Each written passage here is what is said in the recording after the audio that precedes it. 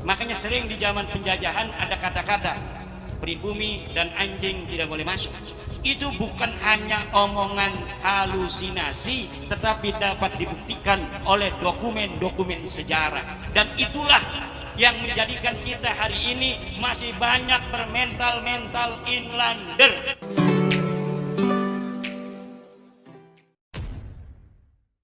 Assalamualaikum warahmatullahi wabarakatuh. Jumpa lagi dengan saya di channel Gagasan Progresif 79, sahabat bangsa dan sultan di mana saja Anda berada. Kali ini kita akan menyimak salah satu ceramah dari Kiai Imaduddin Usman. Setelah hiruk pikuk masalah habaib, saling sanggah informasi terkait dengan bagaimana nasabah Alawi ini. Kali ini Kiai Imad tampil lagi di publik, memberikan ceramah, tetapi ceramah ini sifatnya umum ya. Hanya dalam ceramah ini dia mengupas tentang nasab dan strata sosial masyarakat yang itu sesungguhnya ada andil penjajah Inggris ya.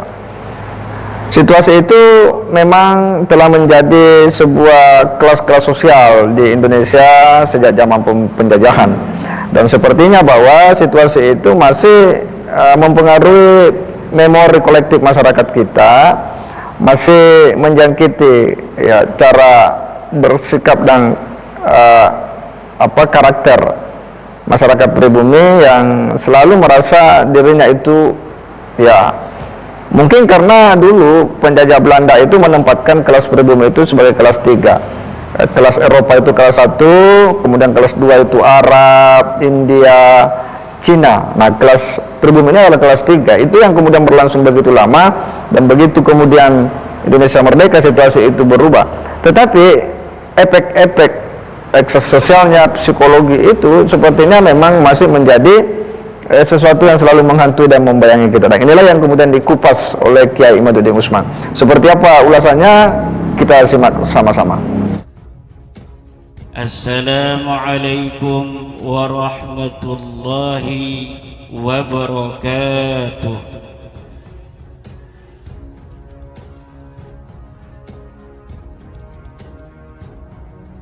Bismillahirrahmanirrahim.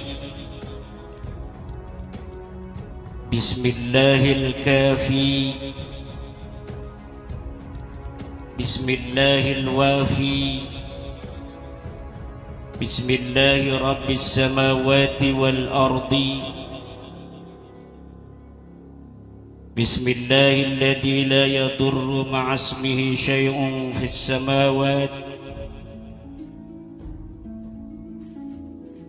Bismillahilladzi la yadurru ma'asmihi syai'un fil ardi wala fis samawati.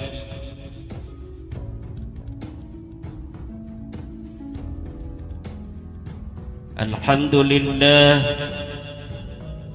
alhamdulillahil malikil hakim, al-jawadil karimil azizir rahim. والطريق إليه واضح للقاصدين، والدليل عليه لائح للناذرين. والصلاة والسلام على سيدنا محمد وعلى آله وأصحابه الطيبين الطاهرين. يا حي يا قيوم، يا حنان يا منان، يا ديان يا سلطان، يا ذا الجلال والإكرام.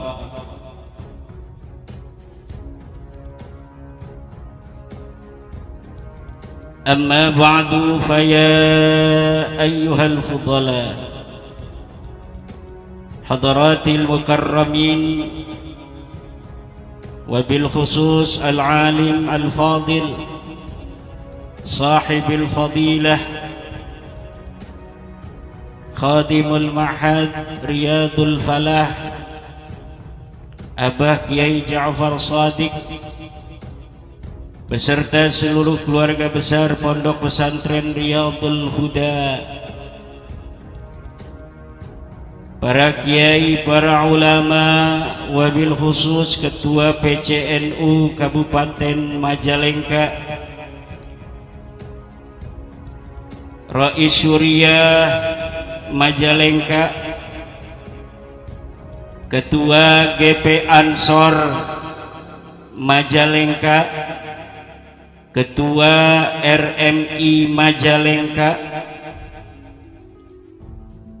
saya Ketua RMI Provinsi Banten, Ketua GP Ansor, Ketua Pagar Nusa, Ketua IPNU, Ketua IPPNU, seluruh Ketua MWC Majalengka,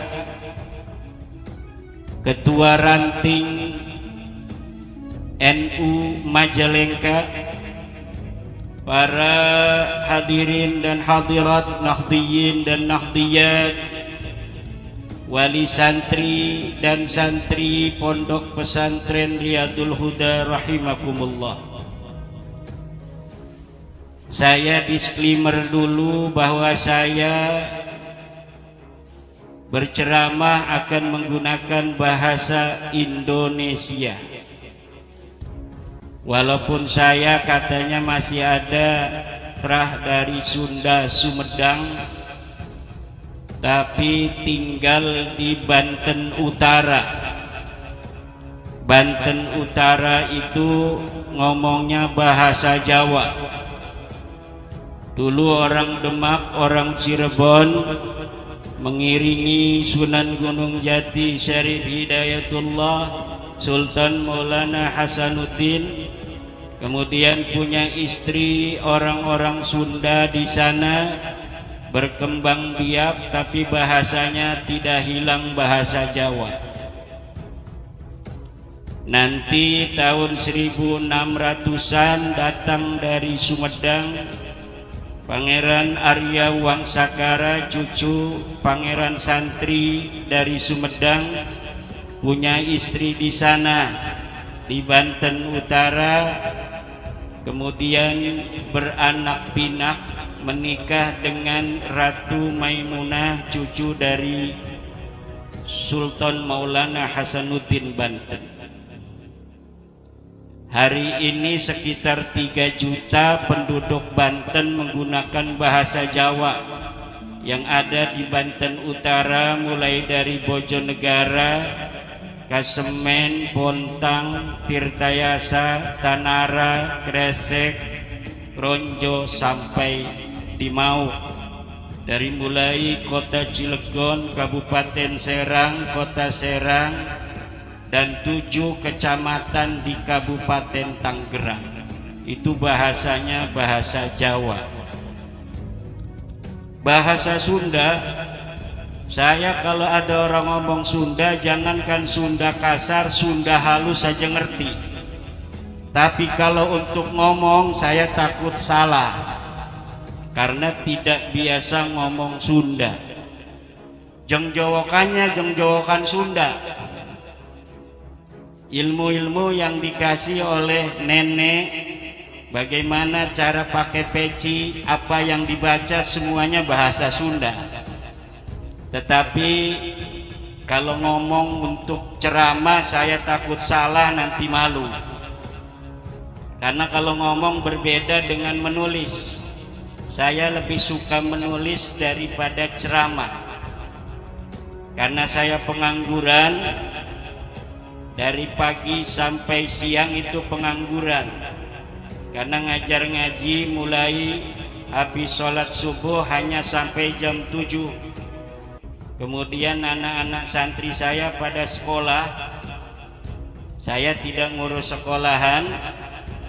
Kemudian nanti ngaji lagi habis sholat asar sampai maghrib, menjelang maghrib, kemudian habis maghrib sampai isya.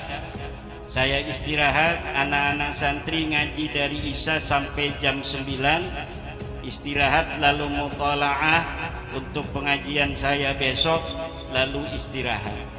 Jadi saya pagi-pagi itu pengangguran, senangnya baca, senangnya nulis.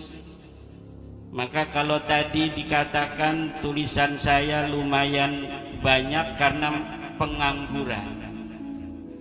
Kalau seorang ulama tidak nganggur, sulit untuk bisa nulis dan bisa baca.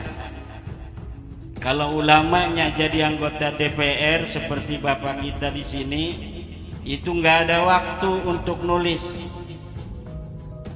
nggak ada waktu juga untuk baca tapi praktek.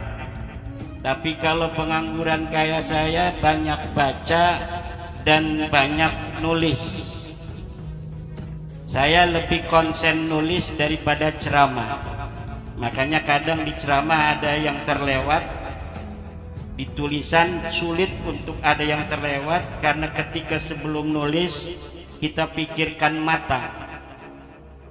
Maka Allah Subhanahu wa ta'ala sudah memberikan kelebihan orang masing-masing. Ada yang sukanya ceramah, gak suka nulis. Ada yang sukanya nulis, gak suka ceramah. Tapi saya walaupun sukanya nulis, kadang-kadang diundang ceramah. Maka kalau nanti ceramah saya ada yang keluar dari konteks, itu yang salah bukan saya, tapi yang salah yang ngundang saya. Hadirin ma'asyiral muslimin rahimakumullah. Saya ini sangat bahagia diundang oleh saudara saya dari Majalengka pada malam hari ini untuk silaturahmi. Diundang oleh keluarga besar Abuya Kiai Ja'far Shadiq, keluarga besar Pondok Pesantren Riyadul Huda.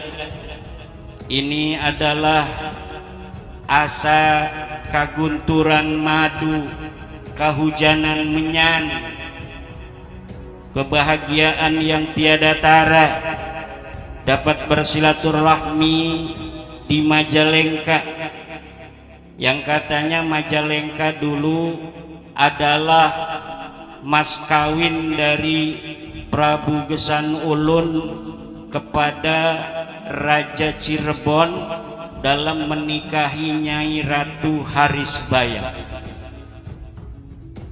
Majalengka ini adalah penuh dengan barokah dan kemuliaan. Doa-doa para wali, Syekh Sunan Gunung Jati, Syekh Datuk Kahfi, kakek daripada Pangeran Santri Sumedang, dan seluruh para aulia-aulia di Majalengka, para ulama-ulama yang sudah tiada maupun yang sekarang ada, yang senantiasa akan setia terhadap ajaran Islam Kanjeng Nabi Muhammad, yang akan tetap setia terhadap ajaran Kanjeng Nabi Muhammad, yang akan tetap setia terhadap ajaran para sahabat, para tabi'in, para tabi'it tabi'in, kemudian sampai kepada para ulama-ulama kita di hari ini, yaitu akidah Islam Ahlus Sunnah wal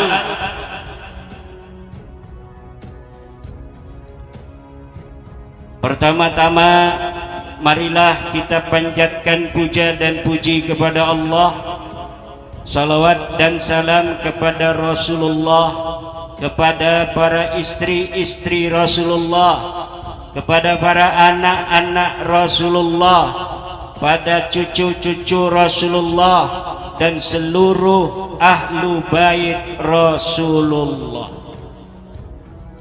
Kita harus mencintai ahlu baitnya Rasulullah. Siapa ahlu baitnya Rasulullah? Ahlu bait, ahlu itu artinya penghuni, bait itu artinya rumah. Ahlu bait adalah penghuni rumah Rasulullah, yaitu keluarga-keluarga terdekat Rasulullah, ditambah oleh Bani Hashim dan Bani Muttalib yang hidup di masa Rasulullah sallallahu alaihi wasallam. Mencintai ahli bait adalah kewajiban menurut ahli sunnah wal jamaah.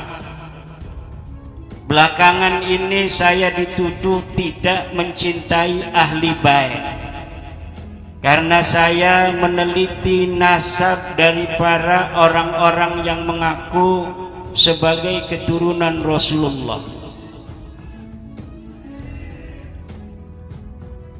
Saya dituduh tidak mencintai dzurriyyat Rasul. Saya bukan tidak mencintai dzurriyyat Rasul, tapi saya tidak percaya Anda yang mengaku-ngaku dzurriyyat Rasul sekarang ini sebagai dzurriyyat Rasul yang benar. Masalahnya di situ, bukan saya tidak mencintai dzurriyyat Rasul, tapi saya tidak percaya orang-orang yang selalu mengaku dzurriyyat Rasul hari ini adalah dzurriyyat Rasul yang asli. Berdasar apa? Berdasarkan penelitian saya tentang nasab-nasab para dzurriyyat Rasul dari kitab-kitab nasab abad keempat, abad kelima, abad keenam, abad ketujuh, abad kedelapan, abad kesembilan. Juga kemudian melihat dari abad ke-10 sampai abad ke-15 hari ini. Dari penelitian saya itu, orang-orang yang selalu mengaku-ngaku bahwa dirinya adalah keturunan Rasulullah ternyata tidak bisa dikonfirmasi bahwa mereka adalah keturunan Rasulullah, yaitu dari mereka yang mengaku sebagai keturunan Alwi bin Ubaidillah, yang Ubaidillah ini mengaku sebagai keturunan Ahmad. Setelah saya teliti di kitab-kitab yang zaman, kitab-kitab yang qaribah, bahwa tidak terbukti bahwa Ahmad bin Isa mempunyai anak bernama Ubaidillah. Saudara-saudara kaum muslimin rahimakumullah, itu nanti aja belakangan. Saya ingin berdoa untuk pesantren ini dulu.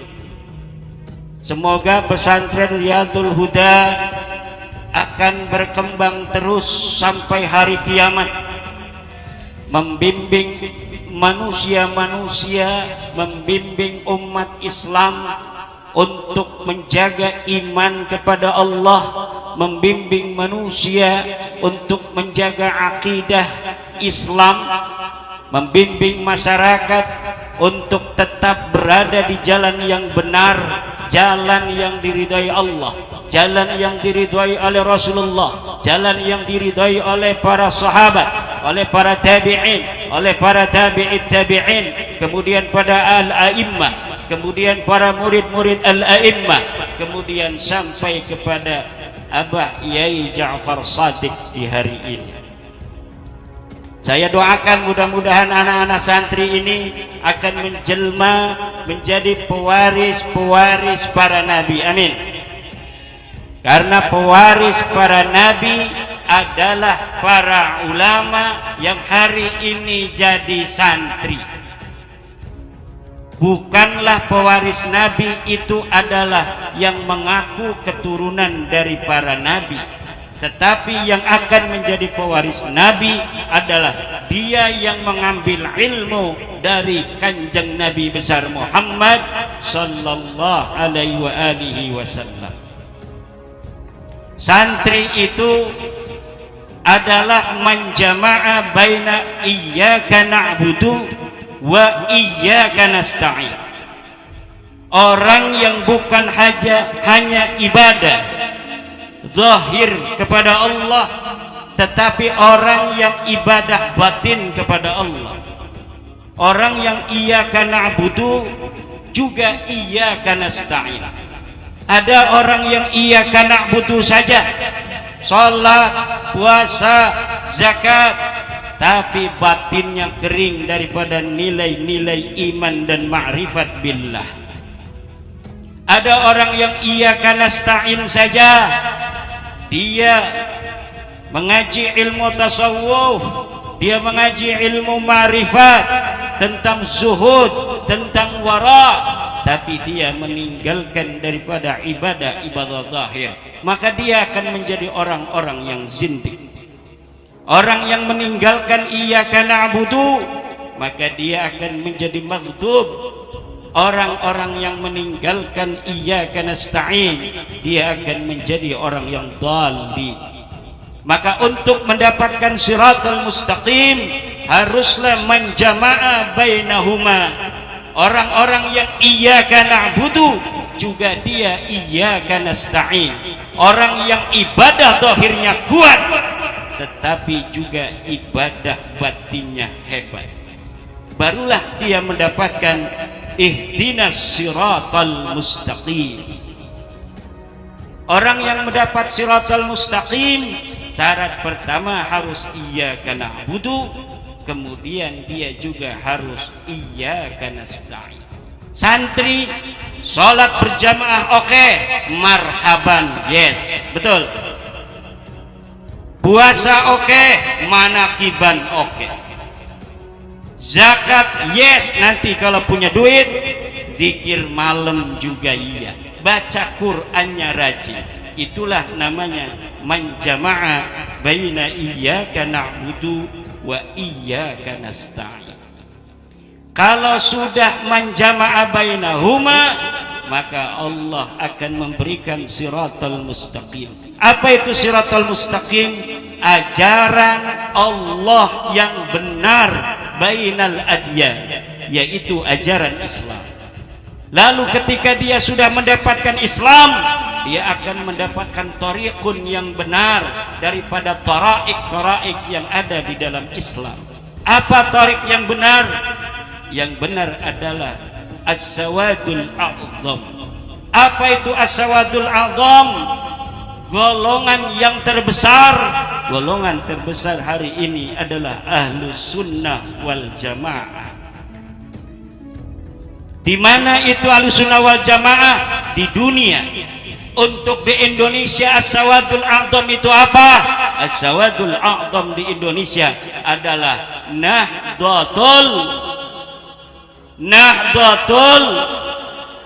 Nahdlatul. Siapa kita? Siapa kita? Siapa kita? NKRI, Pancasila, Islam selamanya. Harus diulangi lagi.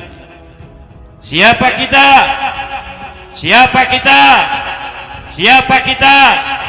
NKRI, Pancasila, Islam.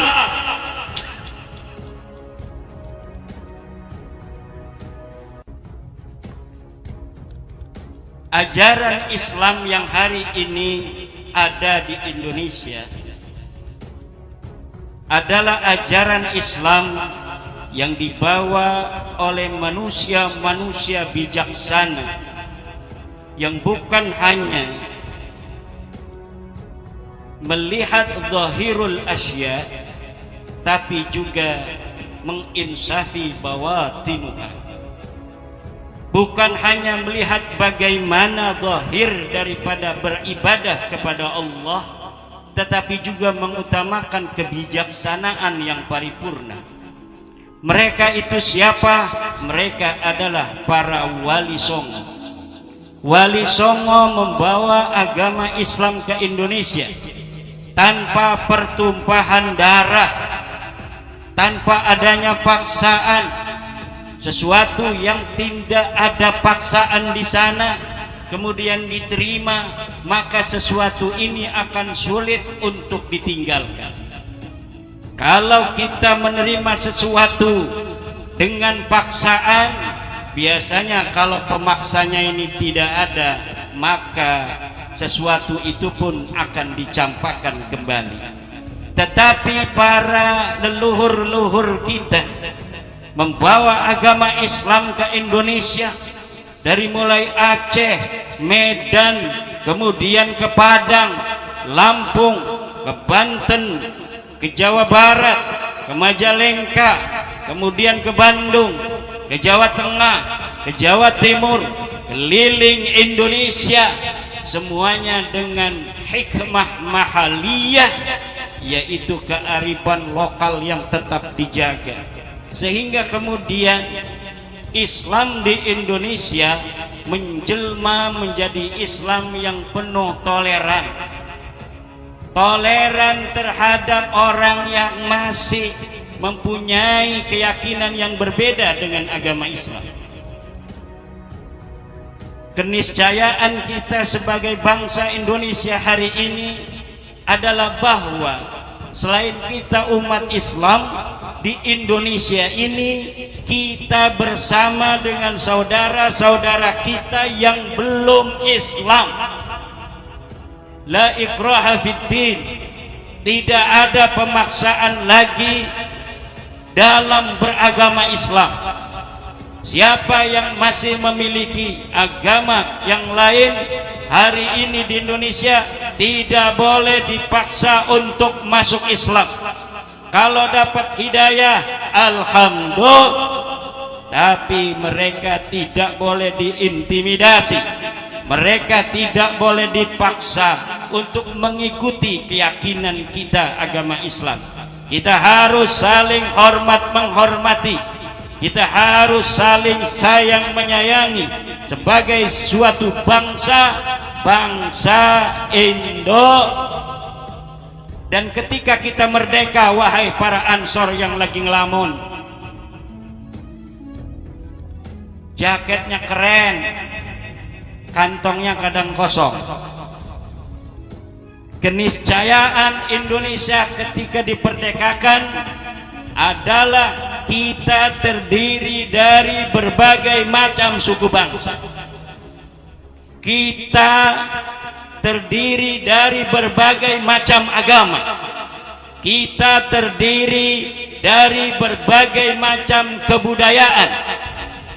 Maka kita kemudian menyatu menjadi bangsa Indonesia, bersepakat untuk hidup bersama selama-lamanya di bawah merah putih Garuda Pancasila, Bhinneka Tunggal Ika, dalam kerangka Negara Kesatuan Republik Indonesia. Kita harus menjaga selama-lamanya yang kita mampu, selama-lamanya yang kita bisa. Tidak boleh Indonesia ini sampai bubar kembali seperti dulu kala. Kita sudah beratus-ratus tahun leluhur kita ada di Pulau Nusantara ini. Kita jaga sejak dulu Kepulauan Nusantara dengan berbagai macam dinamika peradaban dan kebudayaan. Kemudian kita menjelma menjadi kerajaan-kerajaan, kesultanan-kesultanan. Kita telah penuh dengan sejarah-sejarah masa lalu leluhur kita, di mana di zaman kerajaan, di zaman kesultanan, untuk terjadinya suksesi pemimpin harus kadang-kadang satu saudara dengan saudara lainnya berperang, paman dan ponakan saling bunuh. Tapi setelah Indonesia ini terbentuk, saudara-saudaraku sebangsa dan setanah air, tidak ada lagi antara satu keluarga dengan keluarga lainnya untuk menjadi pemimpin di suatu daerah saling perang dan saling bunuh membunuh. Tidak ada lagi perang pedang, tidak ada lagi perang tombak, yang ada hanya perang amplop. Betul?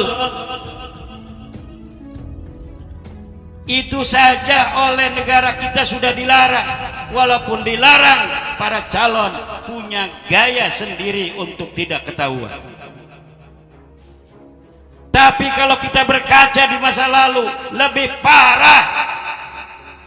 Kalau kita berkaca di masa lalu, jangan sampai kita kembali ke zaman itu dengan segala prestasi leluhur kita di dalam mengislamkan kita bangsa Indonesia, dalam sebuah kerajaan, dalam sebuah kesultanan, tapi di sana ada nilai-nilai yang kurang baik, yaitu peperangan yang terjadi untuk sebuah suksesi kepemimpinan.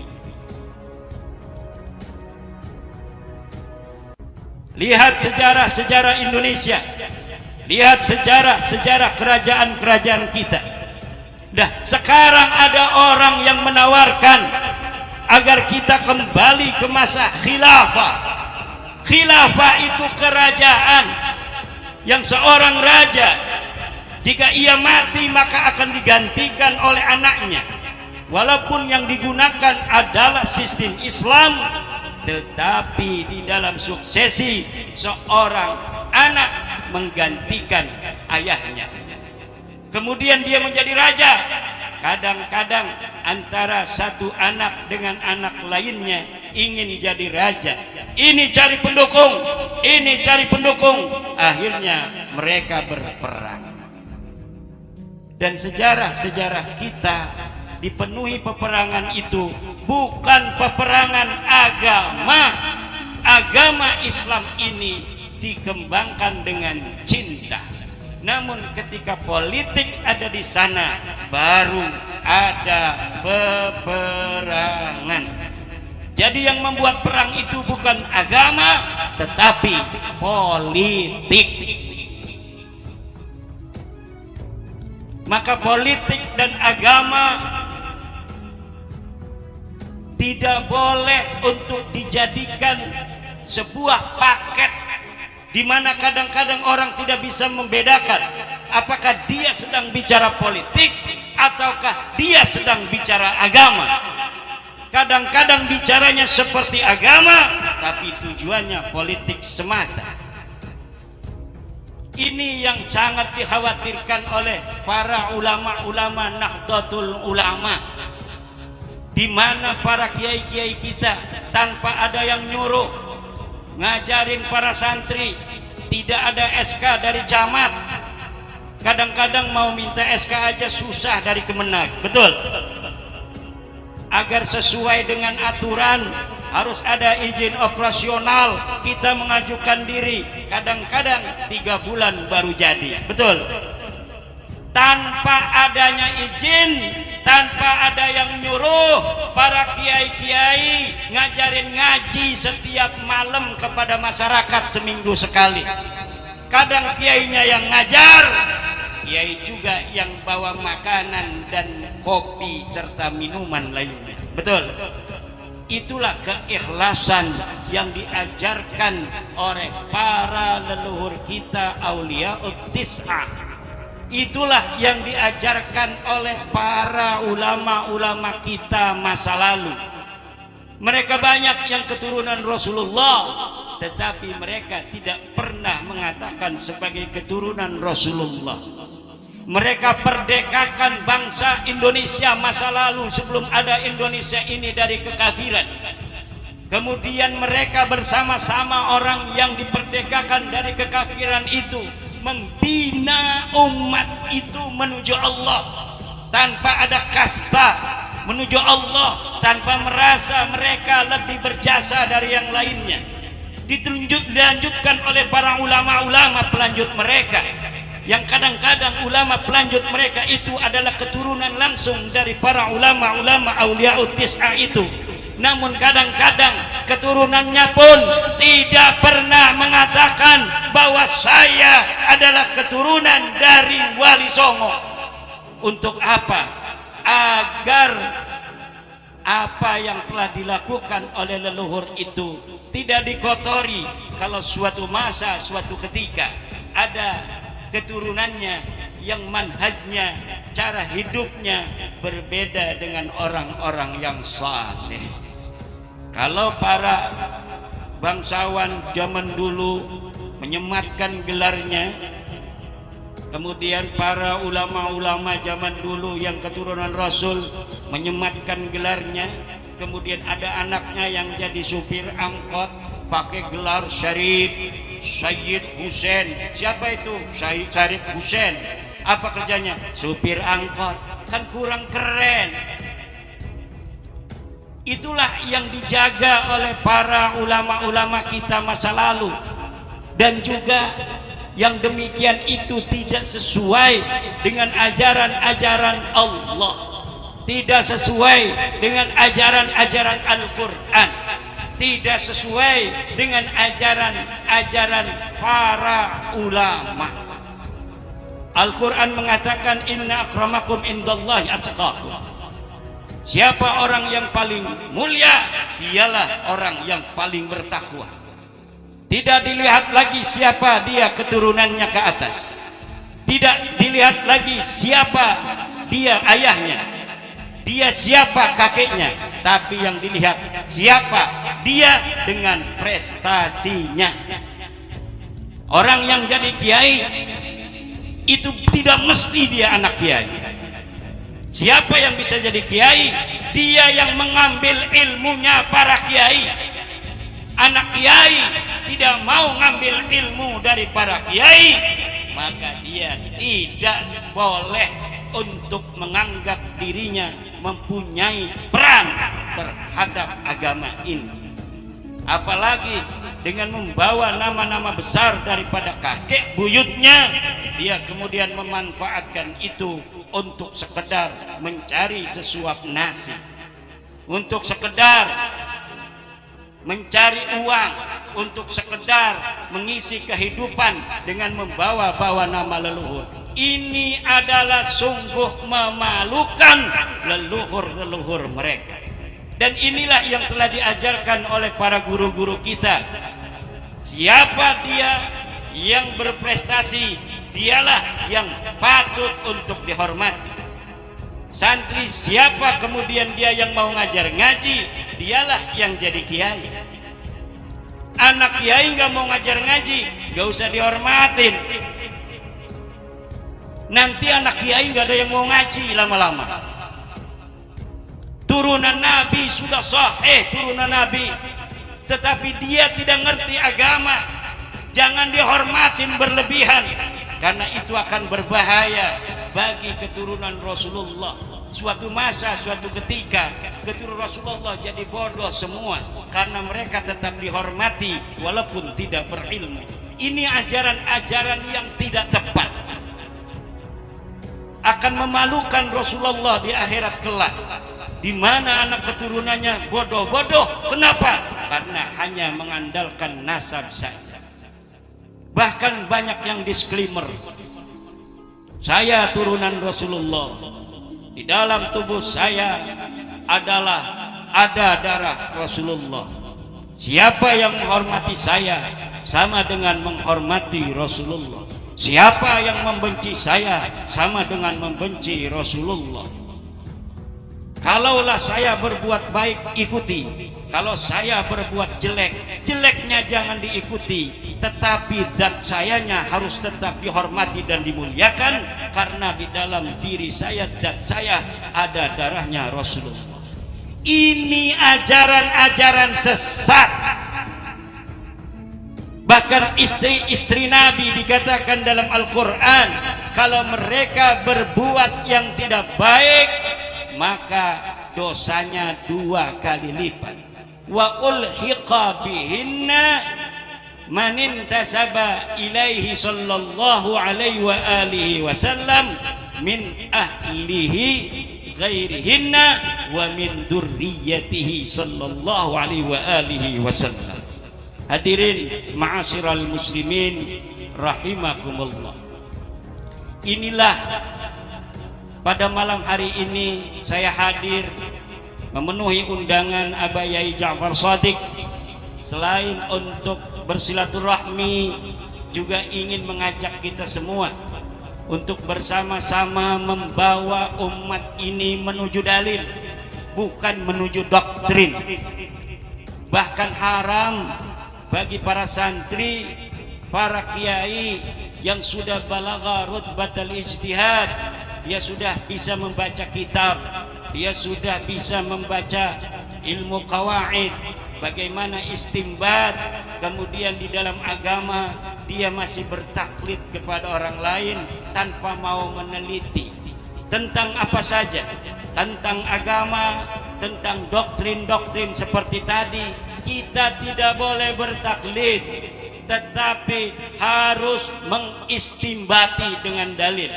Nahnu atsba'ud dalil haitsuma yamil namil. Kita adalah orang-orang yang mengikuti dalil, bukan mengikuti doktrin.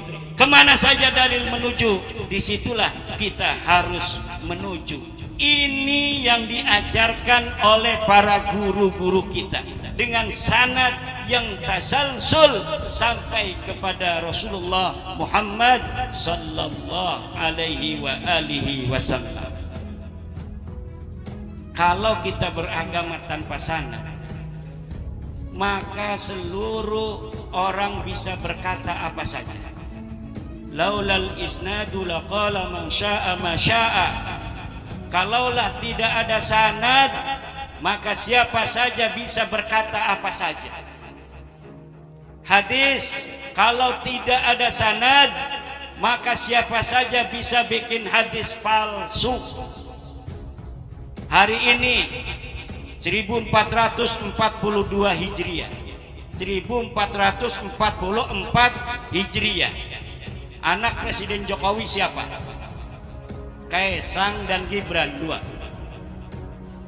Kalau saya Imaduddin mencatat sekarang, bikin sebuah buku, anak Presiden Jokowi 3, 1 Kaesang, 2 Gibran, 3 Imaduddin.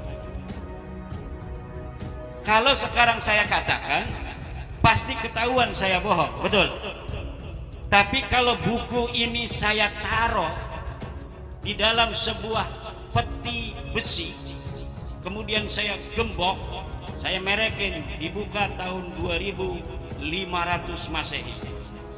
500 tahun lagi dibuka ini kotak besi oleh seseorang yang menggali sepiteng. Kemudian ditemukan sebuah kitab saya itu yang di dalamnya menyatakan bahwa anak Pak Jokowi 3, Gibran, Kaesang, dan Imaduddin. Lalu orang itu membaca, oh berarti Imaduddin yang ada di 2023, yang sekarang banyak keturunannya di Kresek, itu adalah keturunan daripada raja besar di Indonesia zaman itu, yaitu namanya Bapak Jokowi. Mulai dari situ kemudian keturunan saya yang ada di Kresek itu akan ganti silsilah menjadi kemudian luhurnya Imaduddin bin Jokowi. Kenapa? Karena ada manuskrip yang baru ditemukan. Kemudian setelah beberapa ratus tahun akan semakin kokoh, akan semakin kokoh, akan semakin kokoh. Nanti tahun 3000 seluruh keturunan saya sudah masyhur dan istifadah bahwa keturunan daripada raja besar di Indonesia yang dulu berkuasa bernama Insinyur Haji Joko Widodo. Lalu tiba-tiba kedengeran nama orang Solo. Di sana katanya di daerah Tangerang, Banten, ada keturunan Insinyur Joko Widodo, raja besar tahun 2023. Keturunan Pak Kaesang dan Pak Gibran tidak terima.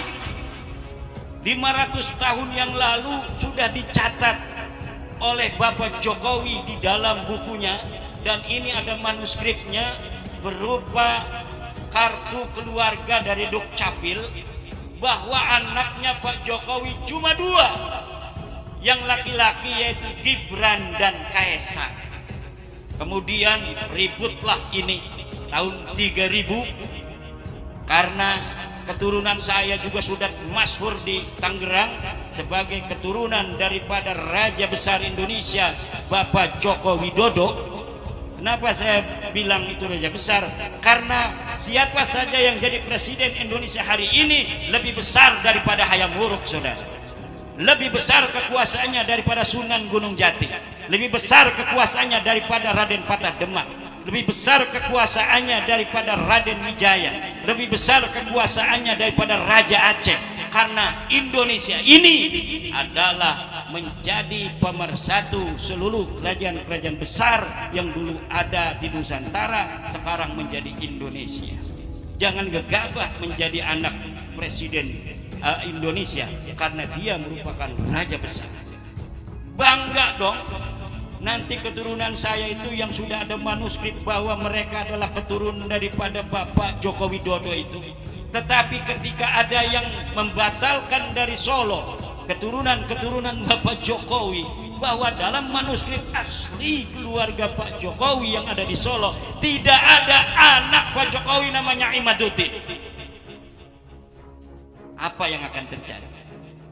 Itulah yang banyak terjadi dengan nasab-nasab palsu. Dia bisa untuk syuhra dan istifadah, tetapi syuhra dan istifadahnya disebut dengan syuhratun hadisatun, kemasyhuran yang baru datang, bukan di masa orang itu hidup. Sementara ketika didebatkan nanti oleh keturunan Pak Jokowi tahun 3000 itu, ini berdasarkan buku sejarah Indonesia yang dipelajari di sekolah dasar, bahwa Pak Jokowi punya anaknya 2. Ini dikarang tahun 2900, ini tahun 2700 ada, ini 2500 ada, ini 2400 ada, ini 2000 sekian ada. Lalu Anda tahun berapa? Ini tahun sekian, adanya di mana? Di Kresek. Lah, ini datanya data mayor, adanya di Solo. Berarti yang menang adalah data mayor. Ada data mayor, ada data minor. Data mayor itu adalah data yang ditulis oleh ulama yang ada di tempat itu. Data minor adalah data-data pembanding yang ditulis oleh orang-orang yang di luar itu. Ada data primer, yaitu data-data yang ditulis pada zaman di mana tokoh itu ada. Ada data sekunder, yaitu data yang ketika data primer itu tidak ditemukan, maka data sekunder yang ditulis setelah orang itu ada beberapa masa yang paling dekat, itu juga bisa dijadikan sebagai patokan. Inilah di dalam tradisi ilmiah, baik di kampus maupun di pesantren sudah ada. Jangan disamakan dengan hadis. Hadis katanya dikodifikasi, ditadwin itu pada abad ketiga. Kata-kata Rasul ada di 1 Hijriah, tetapi dicetaknya, ditulisnya abad ketiga, 300 tahun setelah itu. Berarti katanya tidak bisa dong ini dikatakan hadis asli. Karena apa? Karena tidak ada kitab yang ditulis di zaman Nabi. Ini goblok cara berpikirnya.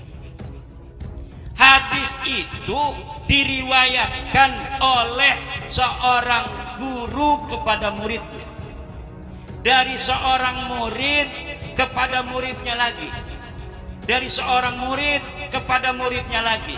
Dan ini bisa diverifikasi oleh kitab-kitab ruwat, oleh kitab Isobah fir Rijal, oleh kitab Al-Jarhu wa Ta'dil. Namanya siapa? Misalnya Imam Syafi'i mendapatkan hadis daripada Imam Malik, Imam Malik mendapatkan hadis dari Imam Nafi', Imam Nafi' mendapatkan hadis daripada Ibnu Umar, Ibnu Umar mendapatkan hadis dari Rasulullah. Ditulislah kemudian di dalam Musnad Imam Syafi'i tentang suatu hadis yang dia dapatkan dari Imam Malik. Ini bisa diverifikasi, diteliti oleh para ahli hadis. Betul enggak Imam Syafi'i hidup sejaman dengan Imam Malik? Katanya dia mendapatkan hadis dari Imam Malik. Dari sisi ittisalus sanad diperiksa. Kalau satu masa hidupnya dilihat tanggal lahir Imam Syafi'i tahun berapa, kemudian Imam Malik tahun berapa, ada enggak kemungkinan mereka bertemu? Kalau dari sisi tahun lahir dan tahun kematian, ini bisa dikatakan mereka kemungkinan bertemu. Kemudian dilihat di mana Imam Syafi'i itu pernah tinggal, di mana Imam Malik itu pernah tinggal. Kalau dimungkinkan, oh rahila ila Makkah min Palestin, kemudian wa rahila ila Madinah min Makkah. Tahun berapa dia ada di Madinah? Oh tahun sekian. Imam Malik di Madinah wafat tahun berapa? Tahun sekian. Oh ini Imam Malik berarti masih hidup ketika Imam Syafi'i pindah dari Mekah menuju Madinah. Berarti dari sisi ittisalus sanad ada kemungkinan besar Imam Syafi'i bertemu dengan Imam Malik dan dia bisa menjadi murid daripada Imam Malik. Itu dari sisi ittisalus sanad. Kemudian dari sisi kualitas musnidnya ini, bagaimana para ulama menerangkan tentang kualitas siqahnya Imam Syafi'i, bagaimana menerangkan tentang kualitas siqahnya Imam Malik. Oh, Imam Syafi'i ini adalah orang-orang yang siqah, orang yang adil, bisa dipercaya, tidak pernah dia berdusta. Dia punya guru Imam Malik juga dia siqah, dia tidak pernah berdusta, dia tidak muttaham bil kadzib.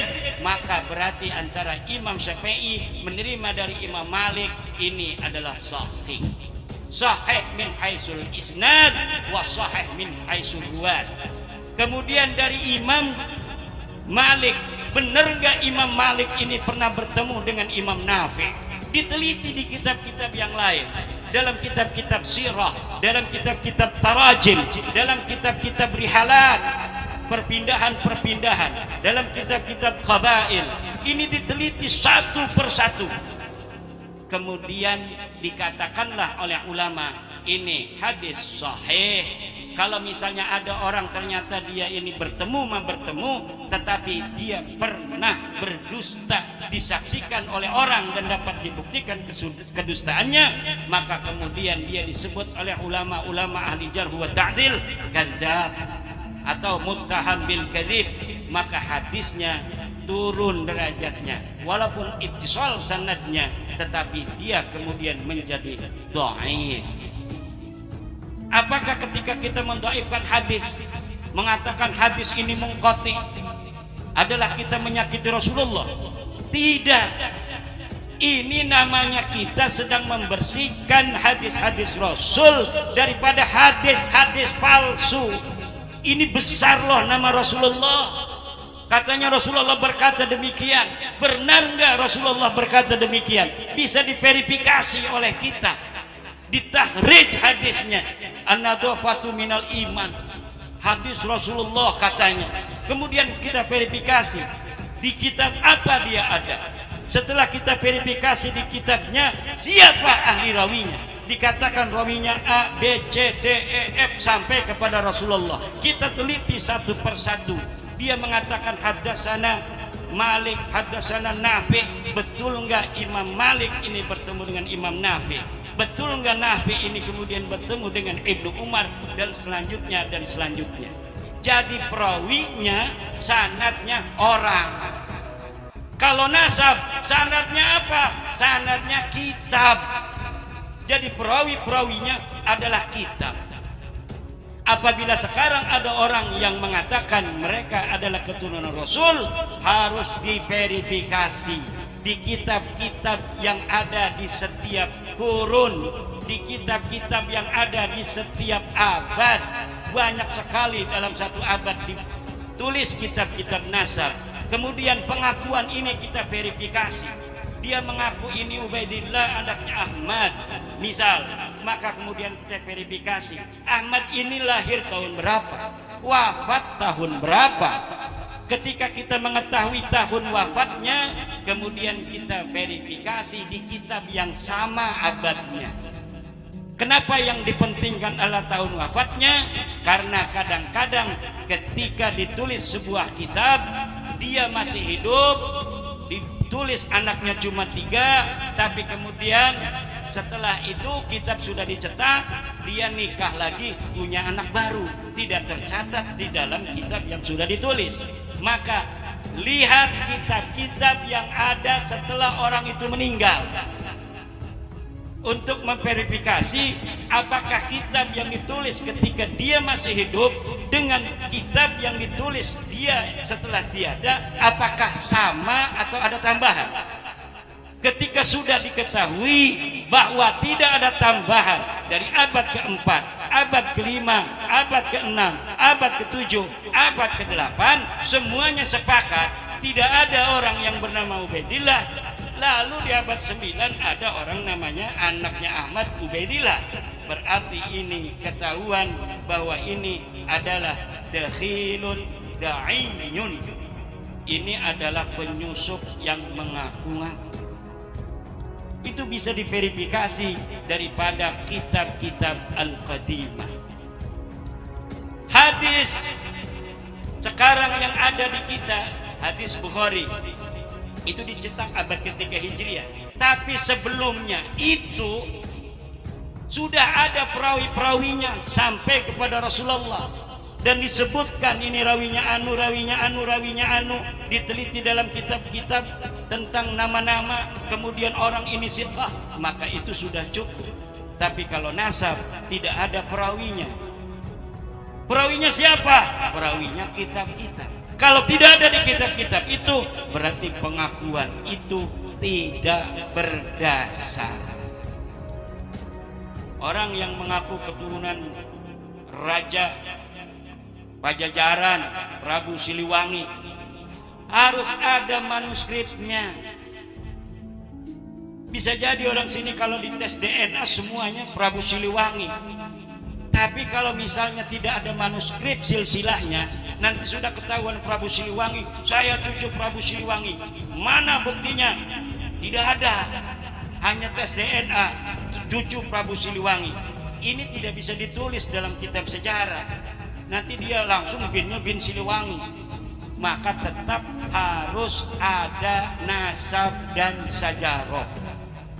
Binanu, binanu, binanu, binanu, binanu, binanu, baru bisa ditulis di dalam kitab nasab Prabu Siliwangi. Kenapa Prabu Siliwangi itu sekarang orang-orang Jawa Barat kemungkinan besar adalah keturunan mereka, keturunan daripada Prabu Siliwangi? Karena istri Prabu Siliwangi itu 200 perempuan cantik. Enggak kayak Abah Yai Jafar. Berapa istrinya Abah Yai Jafar? Istiqomah. Prabu Siliwangi 200. Raja Banten tahun 1682 Sultan Haji Abdul Qahar itu istrinya 4, tetapi budaknya 1000. Anak keturunannya jadi banyak. Kalau raja itu boleh punya namanya Jawari. Selain daripada istri juga ada malakat aimanukum, karena pada zaman itu sampai tahun 40-an itu saudara, ternyata masih ada perbudakan di Indonesia ini. Makanya mental-mental budak itu masih banyak di Indonesia. Kenapa? Karena ternyata zaman Belanda masih ada perbudakan manusia. Sejak kita Indonesia semuanya manusia merdeka. Bukan manusia merdeka dari sisi tidak ada yang menjajah, tapi kita juga harus merdeka dari setiap doktrin-doktrin yang melemahkan kita sebagai manusia. Doktrin-doktrin yang mengatakan bahwa manusia berbeda dari sisi keturunannya, itu harus dilawan. Kenapa? Karena akan mengakibatkan manusia menjadi berbeda-beda berdasar keturunannya. Orang sering menuduh bahwa agama Hindu agama kasta. Bukan, saudara. Agama Hindu itu bukan agama kasta. Yang pertama kali membuat kasta adalah penjajah Inggris Britania di India. Tetapi istilahnya diambil daripada ajaran agama Hindu. Dalam ajaran agama Hindu yang ada adalah catur warna. Catur warna itu artinya manusia-manusia pekerjaannya macam-macam. Ada yang jadi brahmana, ada yang menjadi kesatria, ada yang menjadi waisya, ada yang menjadi sudra. Itu adalah tingkatan manusia, bukan berdasarkan keturunannya menurut agama Hindu. Orang sudra sekarang dia kerjanya hanya menjadi pekerjaan rendah, tapi apabila dia punya anak mau bekerja keras, dia bisa naik menjadi waisya. Dia dari waisya kerja keras, mau dia daftar PNS di kerajaan, maka dia bisa naik menjadi kesatria. Jadi polisi ganteng-ganteng kayak polisi kita, saya lupa tadi menghormati karena saya takut sama banser aja dari tadi. Ada tentara-tentara kita, petani di Indonesia bisa jadi tentara. petani bisa menjadi seorang polisi, siapa saja bisa menjadi apa saja. Ini sama dengan ajaran agama Hindu. Jangan kita mendiskreditkan ajaran agama Hindu sebagai ajaran kasta. Tidak ada, ternyata ajaran kasta itu adalah ajaran penjajah yang ada di Indonesia. Pada tahun 1800-an di Indonesia sama seperti India, tetapi karena mayoritasnya di Indonesia ini adalah Islam, maka ajaran agama Hindu nama-namanya tidak diambil. Di India karena mayoritasnya Hindu, istilahnya diperkosa. Istilah agama Hindu untuk catur warna itu diambil untuk kasta. Berdasarkan keturunan, seorang Brahmana hanya dilahirkan oleh seorang Brahmana. Ini ajaran penjajah Inggris. Kalau dia adalah seorang kesatria, haruslah anak dari seorang kesatria. Selain anak seorang kesatria, tidak boleh jadi kesatria. Begitu pula dari Waisya, anak Waisya. Anak sudra hanya menjadi sudra selama-lamanya sampai kiamat. Ini ajaran Inggris, bukan ajaran agama Hindu.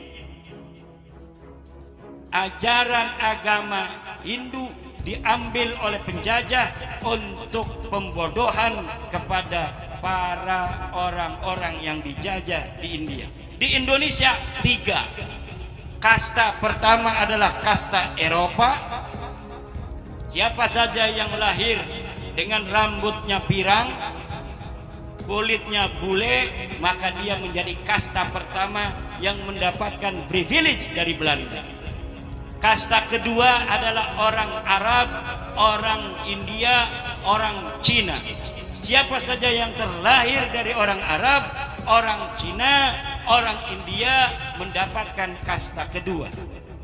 Yang terakhir adalah pribumi, inlander, dan anjing. Makanya sering di zaman penjajahan ada kata-kata pribumi dan anjing tidak boleh masuk. Itu bukan hanya omongan halusinasi, tetapi dapat dibuktikan oleh dokumen-dokumen sejarah. Dan itulah yang menjadikan kita hari ini masih banyak bermental-mental inlander. Bermental-mental inlander yang inferior kalau berhadapan dengan orang dari bangsa lain. Ketemu dengan bule di Borobudur, kita pengen foto. Padahal si bule bukan siapa-siapa. Dia hanya turis miskin datang ke Indonesia pas-pasan. Kadang-kadang dia jadi gelandangan di Bali, tapi karena kita inferior, merasa orang bule itu superior, akhirnya kita pengen foto, bangga sekali foto dengan orang bule. Ini harus dikikis dari seluruh bangsa Indonesia yang mereka ternyata keturunan raja. Zaman sekarang ini ada yang aneh, keturunan sultan yang menguasai dari daerah yang luas. Leluhurnya itu banyak jasa mengislamkan manusia, kemudian menjadi tukang payung dari orang yang dari keturunan. Karena dia main keturunan, kita main keturunan. Yang dulu keturunannya hanya menjadi tenaga kerja datang ke Indonesia. Ini turunan raja ini mayungin daripada turunan tenaga kerja yang karena dia nggak punya ongkos balik, dia terpaksa hidup di Indonesia sampai sekarang. Ini yang terjadi, saudara, mental-mental inlander ini. Kenapa? Karena walaupun dia turunan raja zaman dulu, sudah kena erupsi daripada penjajah. Akhirnya apa? Akhirnya mental jiwa kesatrianya hilang, mental daripada bangsawannya hilang. Yang ada adalah mental inlander, mental pribumi yang diciptakan oleh Belanda, harus tunduk kepada orang-orang yang kastanya lebih tinggi daripada dia. Ini yang harus menjadi perhatian ulama. Wajib bagi para ulama, bagi para santri untuk menjaga umat Islam ini agar merdeka, bukan hanya merdeka dari penjajah, tapi dari doktrin-doktrin sesat yang mirip dengan doktrin-doktrin penjajah. Bahkan walaupun doktrin ini berdasarkan berbungkus agama, harus kita lawan. Kita verifikasi kembali dalil-dalil yang mereka pakai untuk mendoktrin umat agar menjadi anak buahnya. Kita harus verifikasi kembali kebenaran, kesahihan dari setiap hadis yang mereka ungkapkan agar kita tunduk dan patuh menghormati mereka. Kenapa? Karena ini dimanfaatkan untuk mereka dan golongan mereka untuk memperbudak kita. Dan omongan ini mungkin belum bisa banyak diterima dan dipahami oleh para ulama.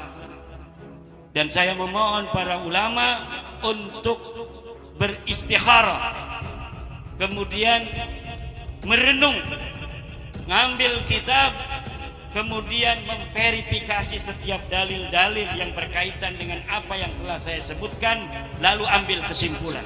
Insya Allah hasilnya akan sama dengan perenungan saya, bahwa ada masalah dalam doktrin-doktrin mencintai dzurriyyat Nabi. Ada masalah dalam doktrin-doktrin kita mencintai ahlu bait Nabi. Ada dalil-dalil yang diperkosa, dari dalil-dalil yang khusus untuk ahli bait Nabi yang ada di masa Nabi, kemudian digunakan untuk kepentingan mereka agar manusia-manusia taat dan tunduk pada mereka, untuk kemudian digunakan bukan hanya untuk kegunaan agama tapi juga untuk kegunaan politik. Ini yang harus kita beri pemahaman, kesadaran kepada masyarakat. Insya Allah kita berada di dalam Shiratal Mustaqim karena demi cinta kita kepada umat Islam, cinta kita terhadap agama Islam, dan cinta kita kepada dzurriyyat Nabi, cinta kita kepada ahli bait Nabi, cinta kita kepada Kanjeng Nabi besar Muhammad sallallahu alaihi wa alihi wasallam. Ada orang yang bilang, "Hai Imaduddin, nanti kamu apakah tidak malu bertemu Rasulullah telah menafikan, telah menyakiti dzurriyyatnya Nabi? Di saat nanti orang-orang akan memohon syafaatnya Kanjeng Nabi, kau tidak akan dilihat kalau kau menyakiti daripada turunan Nabi. Tobatlah." Yang tobat itu orang yang ngaku-ngaku turunan Nabi tapi tidak terkonfirmasi oleh kitab-kitab nasab dan tes DNA-nya melenceng dari DNA Kanjeng Nabi. Itu yang harus dia tobat. Ini diam aja, ini nggak setuju ya?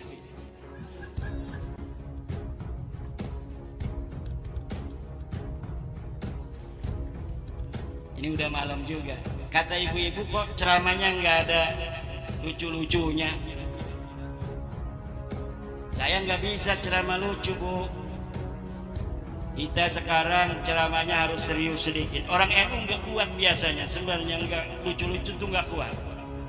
Serius-serius itu nggak kuat. Nggak diajarkan oleh para leluhur kita mengajarkan agama terlalu serius, enggak. Ini dari tadi yang merokok aja jarang. Kenapa? Harus merokok. Ini serius begitu. Harus nyantai. Kita diajarkan dari zaman dulu memahami agama santai, sehingga tidak terasa kita diajarin, masuk sendiri ke otak kita. Saya belajar mondok 12 tahun, itu tidak ada guru saya mewajibkan sholat tahajud. Tapi kalau hari ini kita meninggalkan tahajud, rasanya kita rugi luar biasa, betul? Padahal tidak ada sholat tahajud berjamaah guru-guru kita di pondok, nggak ada. Hanya memberikan tauladan. Ini fadilah sholat tahajud di dalam kitab-kitab yang menerangkan tentang fadilah sholat tahajud. Nanti orang-orang santri-santri itu akan tergerak sendiri ingin menjajal tahajud. kemudian dia jajal lagi, setelah dia menjajal 3 malam 4 malam begitu indah, maka dia tidak akan tinggalkan seumur hidupnya. Zaman sekarang ada yang mewajibkan sholat duha berjamaah, sholat tahajud berjamaah jam 2 malam lagi turun dibangunin, dia terpaksa sholat tahajud. Ketika dia keluar dari pondok pesantren, dia balas dendam seumur hidup, tidak mau tahajud lagi. Ada nggak begitu? Ada. Dia buntung karena dia terpaksa. Makanya hal-hal yang sunnah jangan diwajib-wajibin. Hal-hal yang wajib jangan sampai disepelein. Kita para santri, para ulama menjaga nilai-nilai ini, dan ternyata apa yang diajarkan guru-guru kita ini adalah ajaran yang paling luhur.